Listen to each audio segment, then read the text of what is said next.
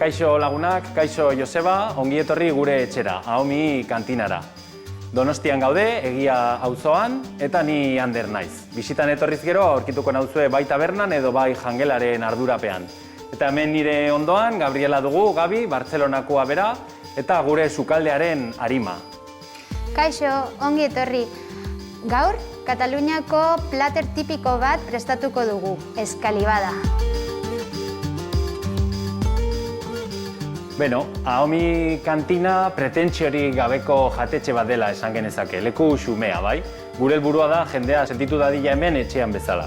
Eskaintzen dugu sukaldaritza tipikoa katalana, hemengo ikutu batekin. Produktu euskaldunak eta produktu katalanak. Ardoak ere oso garrantzitsuak dira gure etxean, eta baita garagardo artisauak ere.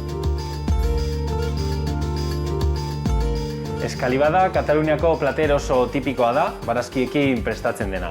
Berez, bertan txingarretan egin ohi dira barazkiak, baina hemen barbakoarik ez dugunez oraingoz, gure modura prestatzen dugu, bai? Gure eskalibada prestatzeko behar dugu piper berde eta gorriak, alberginiak, tomateak, tipula morea, urrak, belar saltza, añanako gatza, sardina marinatuak eta oliba olioa. Lehenik eta behin, piperrak eta alberginiak zutan erreko ditugu eta tipula labean. Eskalibadaren errezeta nire etxean ikasi nuen. Gure historia nahiko bitxia da. Bai Gabriela eta bai ni arlo ezberdinetatik gatoz, bai? Gabriela berez biologoa da bera eta ni komunikaziotik nator. Orduan, noizbait okurritu zitzaigun bizimodua aldatzea eta biok bukatu genuen lan egiten The Loaf okindegian. Eta bertan ezagutu genuen elkar eta hor sortu zen ideia gure taberna sortzearena.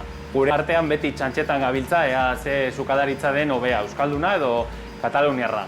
Baina egia esan gure inporta zaiguna da azkenian dena partekatzea. Orduan berdin zaigu nondik datorren janaria.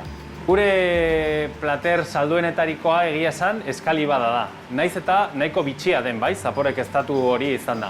Baina eskalibadaz aparte ere askotan eskatzen dizkigute amonaren kaneloiak, oilaskoarekin egiten ditugunak, eta baita ere fideua eta arroza.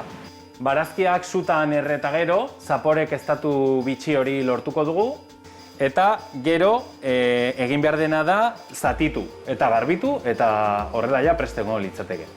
Eta ondoren tomatea labean erreko dugu. Gero belar usaintxuen saltsa prestatzen dugu, belar usaintxuekin, limoiarekin eta baratxuriarekin. Berez, eskalibada errezeta tipikoan ez da saltsa hau erabiltzen, baina gurean bai. Eta azkenik gu jarriko diogu sardina marinatua. Oliba olioarekin, azukrea, gatza, limoia eta laranjaren azalekin. Eta bukatzeko urrak eta añanako gatza. Beno, Joseba, ikusi duzue, hementxe daukagu Donostian bertan Kataluniako zatitxo bat. Etorri probatzera nahi dezutenean, eta badakizue, partekatu eta gozatu beti.